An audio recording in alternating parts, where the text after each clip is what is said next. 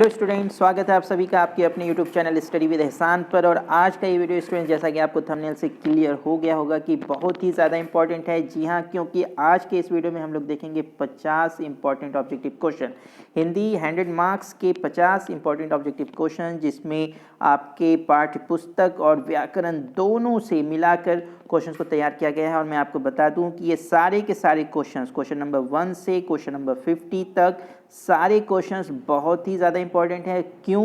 क्योंकि ये सारे क्वेश्चंस आपके ऑलरेडी एग्जाम में पूछे जा चुके हैं। ये आस्क्ड क्वेश्चन है, ये आपके इंटरमीडिएट फाइनल एग्जाम में आ चुका है और ये सारे आए हुए क्वेश्चंस हैं, इसलिए ये बहुत ज़्यादा इंपॉर्टेंट है।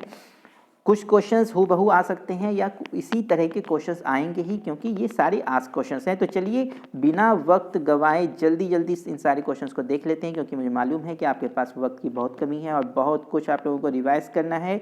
और मेरी दुआ है कि आप सबों का एग्ज़ाम अच्छा जाए और आपके ज़्यादा से ज़्यादा मार्क्स आएँ। तो चलिए शुरू करते हैं, जल्दी जल्दी देख लेते हैं कौन कौन से ये इंपॉर्टेंट क्वेश्चंस हैं। लेकिन उससे पहले एक छोटी सी रिक्वेस्ट, अगर आप चैनल पर नए हैं तो चैनल को सब्सक्राइब कर दें और वीडियो को लाइक भी कर दें। तो चलिए शुरू करते हैं स्टूडेंट्स। आप देख सकते हैं वीडियो स्क्रीन पर पहला क्वेश्चन, बालकृष्ण भट्ट की रचना बातचीत क्या है? तो आपका करेक्ट ऑप्शन हो जाएगा ऑप्शन नंबर डी, ललित निबंध। क्वेश्चन नंबर 2 है, प्रकृति वर्णन से संबंधित कविता है। आपका करेक्ट ऑप्शन कौन सा हो जाएगा? Option number B, Usha. Question 3 आपका, अर्धनारीश्वर का किस विधा से संबंध है? तो आपका करेक्ट ऑप्शन कौन सा हो जाएगा? ऑप्शन नंबर ए, निबंध। ओके, अब क्वेश्चन नंबर 4 देखते हैं स्टूडेंट्स। क्वेश्चन 4 कह रहा है, प्रगति और समाज, यहाँ पे थोड़ा प्रिंटिंग मिस्टेक है, आप इसे प्रगति पढ़ेंगे। प्रगति और समाज किनकी रचना है? किनकी रचना है आपको बताना है। तो आपका करेक्ट ऑप्शन कौन सा है? Option number B, yes, Namvar Singh. Option number B, Namvar Singh. तो चलिए अब नेक्स्ट क्वेश्चन की ओर बढ़ते हैं स्टूडेंट्स। नेक्स्ट क्वेश्चन आपका क्वेश्चन नंबर 7, वो क्या है? हंसते हुए मेरा अकेलापन के लेखक हैं। यस, हंसते हुए मेरा अकेलापन, इसके लेखक कौन है आपको बताना है। आपका करेक्ट ऑप्शन कौन सा हो जाएगा? Option number B, Malayaj. चलिए अब क्वेश्चन 8 आपका है, एक लेख और एक पत्र के रचनाकार कौन है? जल्दी से बताएं, आपका करेक्ट ऑप्शन कौन है? ऑप्शन नंबर ए, भगत सिंह। क्वेश्चन 9, ओ सदा नीरा के लेखक कौन है? तो आपका आंसर कौन सा हो जाएगा? Jagdish Chandra Mathur, option A. Question number 10 है, जे कृष्णमूर्ति की इनमें से कौन सी रचना है? तो आपका करेक्ट ऑप्शन कौन सा हो जाएगा? ऑप्शन नंबर डी, शिक्षा। ऑप्शन नंबर डी, शिक्षा। चलिए अब क्वेश्चन नंबर 11 पढ़ते हैं, कर्बक के रचयिता हैं। कर्बक के रचयिता कौन है आपको बताना है। तो आपका करेक्ट ऑप्शन हो जाएगा ऑप्शन नंबर सी, जायसी। चलिए अब क्वेश्चन 12 देखते हैं स्टूडेंट्स। बहुत इंपॉर्टेंट क्वेश्चन है, वीडियो को लाइक ज़रूर कर दें और चैनल को सब्सक्राइब भी कर दें। और तो चलिए क्वेश्चन 12 देखते हैं, साहित्य लहरी किनकी रचना है आपको बताना है। करेक्ट ऑप्शन हो जाएगा option number B, Surdas. Question 13 आपका, कवितावली के रचनाकार हैं। बहुत इंपॉर्टेंट क्वेश्चन, सारे इंपॉर्टेंट है क्योंकि मैंने आपको बता दिया कि ये सारे आस्क्ड क्वेश्चन है, ऑलरेडी एग्जाम में आए हुए क्वेश्चन है। तो आपका करेक्ट ऑप्शन कौन सा हो जाएगा? Option number B, Tulsidas. Yes, Kavitavali किसकी रचना है? तुलसीदास की रचना है। चलिए अब क्वेश्चन 14 देखते हैं, छत्रसाल दशक के रचनाकार हैं। छत्रसाल दशक के रचनाकार कौन है? और ऑप्शन सी, भूषण।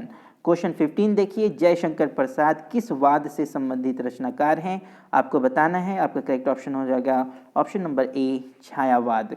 क्वेश्चन 16, पुत्र वियोग किसकी रचनाकार हैं? पुत्र वियोग की रचनाकार हैं। असल में ये क्वेश्चन आपको होना चाहिए था कि पुत्र वियोग किसकी रचना है, इसके रचनाकार कौन है आपको बताना है। तो आपका करेक्ट ऑप्शन कौन सा हो जाएगा? ऑप्शन नंबर ए, सुभद्रा कुमारी चौहान। सुभद्रा कुमारी चौहान। तो चलिए अब क्वेश्चन 17 देखते हैं, जल्दी जल्दी रिवाइज कर लें, एग्ज़ाम में अब ज़्यादा वक्त नहीं रह गया है और बहुत हिम्मत से एग्ज़ाम देना है, बिल्कुल भी डरना नहीं है। बहुत अच्छा एग्ज़ाम जाएगा आप सबों का, हम सबकी दुआ है। तो चलिए अब क्वेश्चन 17 देख लें कि जन जन का चेहरा एक के रचनाकार कौन है आपको बताना है। तो जल्दी से आप बताइए कौन सा आंसर करेक्ट है। करेक्ट ऑप्शन आपका हो जाएगा गजानन माधव मुक्तिबोध। तो अब क्वेश्चन 18, रघुवीर सहाय का जन्म स्थान कौन सा है? तो रघुवीर सहाय का जन्म स्थान आपका है क्या? लखनऊ। क्वेश्चन 19, प्यारे नन्हे बेटे को किसकी रचना है? तो आपका करेक्ट ऑप्शन है option number A, Vinod Kumar Shukla. चलिए क्वेश्चन 20, हार जीत के रचनाकार हैं। हार जीत के रचनाकार कौन है? अशोक वाजपेयी। अशोक वाजपेयी, आपका ऑप्शन ए करेक्ट हो गया। चलिए अब आगे बढ़ते हैं। क्वेश्चन 21 क्या कह रहे हैं? अमृत का पर्यायवाची है। अमृत का पर्यायवाची, तो अमृत का पर्यायवाची कौन सा हो जाएगा? सुधा, सुधा। क्वेश्चन 22 अश्व का पर्यायवाची है, अश्व, अश्व का पर्यायवाची कौन सा हो जाएगा आपका? क्वेश्चन नंबर ऑप्शन सी तुरंग। क्वेश्चन 23 वन में चढ़ने वाला, अनेक शब्दों के बदले एक शब्द जो आपने याद किया है उससे क्वेश्चन है 23 वन में चढ़ने वाला, इसे क्या कहते हैं? तो वन में चढ़ने वाले को कहेंगे वंचर, वंचर। बहुत इंपॉर्टेंट सेशन स्टूडेंट्स, लाइक ज़रूर कर दें और चैनल को भी सब्सक्राइब कर दें अगर अभी तक आपने सब्सक्राइब नहीं किया है। तो क्वेश्चन 24 स्वीकार करने योग्य, स्वीकार करने योग्य, तो उसको क्या कहेंगे? स्वीकार करने योग्य को कहेंगे वरेण्य, वरेण्य। क्या कहेंगे? वरेण्य। ऑप्शन बी आपका करेक्ट ऑप्शन हो गया। क्वेश्चन 25 देखिए, जिस पुरुष की स्त्री मर गई हो, यस, जिस पुरुष की स्त्री मर गई हो उसे क्या कहते हैं? तो उसका करेक्ट ऑप्शन कौन सा हो जाएगा? ऑप्शन नंबर सी विधुर, विधुर। और जिस महिला का पति मर गया हो उसे तो विधवा कहेंगे, और जिस पुरुष की पत्नी मर गई हो, स्त्री मतलब औरत, पत्नी मर गई हो उसे विधुर कहेंगे। चलिए अब आगे बढ़ते हैं। क्वेश्चन 26 आपका क्या कह रहा है कि रविंद्र का संधि विच्छेद है। रविंद्र एक शब्द है और आपको इसे तोड़ना है, इसका संधि विच्छेद करना है। तो चार ऑप्शंस आपके सामने, आपको बताना है कि सही संधि विच्छेद क्या होगा। तो आपका सही संधि विच्छेद है ऑप्शन ए रवि प्लस इंद्र। क्वेश्चन 27 मनवंतर का संधि विच्छेद है। मनवंतर का संधि विच्छेद कौन सा हो जाएगा? मनु प्लस अंतर। क्वेश्चन 28 है आपका षड दर्शन का संधि विच्छेद है, तो आपका करेक्ट ऑप्शन कौन सा हो जाएगा? ऑप्शन नंबर बी षट प्लस दर्शन। चलिए अब क्वेश्चन 29 देख लेते हैं। क्वेश्चन 29 क्या कह रहे हैं? यस, जगदम्बा का संधि विच्छेद है। जगदम्बा का संधि विच्छेद क्या है आपको बताना है। तो आपका करेक्ट ऑप्शन कौन सा हो जाएगा? ऑप्शन नंबर बी, यस, जगत प्लस अम्बा, जगत प्लस अम्बा, जगदम्बा। चलिए अब क्वेश्चन नंबर 30 देखते हैं, नयन का संधि विच्छेद क्या है? नयन का संधि विच्छेद आपको बताना है। तो क्वेश्चन 30 का करेक्ट ऑप्शन कौन सा हो जाएगा आपका? ऑप्शन नंबर ए ने प्लस अन, ने प्लस अन, नयन। क्वेश्चन 31 आपका क्या कह रहा है? भरपेट में कौन सा उपसर्ग है? भरपेट में कौन सा उपसर्ग है आपको बताना है। तो आपका करेक्ट ऑप्शन कौन सा है? ऑप्शन नंबर सी भर, भर। चलिए अब क्वेश्चन 31 हो गया। बाकी क्वेश्चन देख लेते हैं स्टूडेंट्स, 32 से क्या कह रहे हैं। क्वेश्चन 32 आपका आपके स्क्रीन पर पूरा तन में कौन सा उपसर्ग है? उपसर्ग जो शब्द के शुरू में जुड़ते हैं, आप याद रखिएगा, प्रत्यय जो आखिरी में जुड़ते हैं। तो पुरातन में कौन सा उपसर्ग है आपको बताना है। तो पुरातन में कौन सा उपसर्ग हो गया? ये ऑप्शन नंबर डी पूरा। क्वेश्चन 33 में कह रहा है चचेरा में कौन सा प्रत्यय है? प्रत्यय मीन्स क्या? जो आखिर में जुटेगा, जो अंत में किसी शब्द में जुड़ जाता है। तो चचेरा में कौन सा है आपको बताना है। तो आपका कौन सा है? Era, era, era. क्वेश्चन 34 टिकाऊ में कौन सा प्रत्यय है? ये आपको बताना है, टिकाऊ में कौन सा प्रत्यय है। तो आपका सही ऑप्शन है ऑप्शन ए आऊ। क्वेश्चन 35 आरंभ का विलोम है। आरंभ का विलोम अब आपको बताना है। तो आप सबको मालूम है कि आरंभ का विलोम क्या होता है? अंत। बहुत इंपॉर्टेंट वीडियो स्टूडेंट, आप लाइक ज़रूर कर दें और शेयर भी कर दें ताकि सबको इसका फ़ायदा हो सके, और चैनल को सब्सक्राइब तो करना ना भूलें। बहुत सारे अभी यूज़फुल वीडियो आने वाले हैं इसी चैनल पर, और पिछले वीडियो का लिंक भी इसी वीडियो के डिस्क्रिप्शन बॉक्स में है, आप वहाँ जाकर पिछले वीडियो को भी देख सकते हैं। तो अब चलिए क्वेश्चन 36 क्या है आपका? अधम का विलोम है। अधम का विलोम कौन सा हो जाएगा? ऑप्शन सी उत्तम। फिर क्वेश्चन 37 आर्द्र का विपरीतार्थक है। आर्द्र का विपरीतार्थक, आर्द्र का आपको उल्टा बताना है। तो आपका कौन सा ऑप्शन हो जाएगा? ऑप्शन ए शुष्क। शुष्क मतलब सूखा, आर्द्र मतलब भीगा, गीला, और शुष्क मतलब सूखा। चलिए अब क्वेश्चन 38 देखते हैं स्टूडेंट। क्वेश्चन 38 क्या कह रहे हैं आपका? क्वेश्चन 38 है जानने की इच्छा रखने वाले को कहते हैं। सब अनेक शब्दों के बदले एक शब्द जो आपने याद किया है उसी से क्वेश्चन आ रहे हैं। तो आपका कौन सा ऑप्शन हो जाएगा? ऑप्शन बी जिज्ञासु। क्वेश्चन 39 जो मापने में समर्थ हो उसे क्या कहेंगे? तो आपका क्या हो जाएगा? मापदंड। मापदंड, जो मापने में समर्थ हो उसे मापदंड कहेंगे। और अंटी मारना मुहावरे का अर्थ है। यस, तो कौन सा आंसर करेक्ट हो जाएगा?